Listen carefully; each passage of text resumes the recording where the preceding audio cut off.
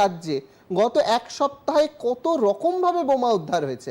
আপনাদেরকে একবার মনে করাই, এই পশ্চিমবঙ্গেই গত 14ই নভেম্বর মুর্শিদাবাদ থেকে মুর্শিদাবাদ পুলিশ প্রায় 1000 বোমা উদ্ধার করেছিল।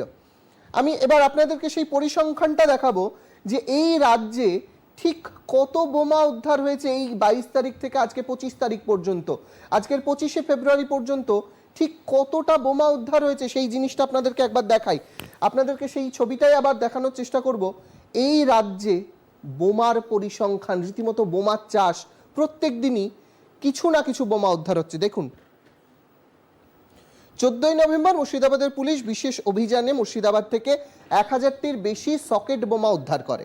22শে ফেব্রুয়ারি বীরভূম জেলার বোলপুর এলাকায় একটি হোটেলের নির্মীয়মান হোটেল থেকে প্রচুর পরিমাণে ক্রুড বোমা উদ্ধার হয়। ভাঙড়ে 23শে ফেব্রুয়ারি সোমবার গভীর রাতে 28টি তাজা বোমা উদ্ধার হয় এবং তার সঙ্গে আগ্নেয়াস্ত্র।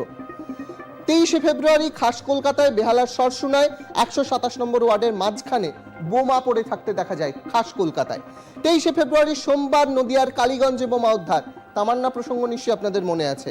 আবার সেই 23শে ফেব্রুয়ারি নদিয়ার কল্যাণী বিশ্ববিদ্যালয়ের কাছে থেকে বোমা উদ্ধার হয়েছে একটি পরিত্যক্ত বিল্ডিং এর কাছে থেকে। 25শে ফেব্রুয়ারি বুধবার মুর্শিদাবাদের ডাঙ্গাপাড়ার হাসানপুর একটি বাড়ি থেকে 2টি তাজা বোমা উদ্ধার করা হয়েছে।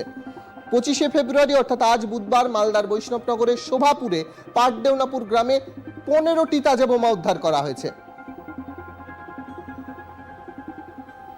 তাহলে বুঝতেই পাচ্ছেন এই রাজ্যে বোমা চাষ চলছে নাকি মানুষ মারার একটা পরিকল্পনা চলছে আমি জানি না।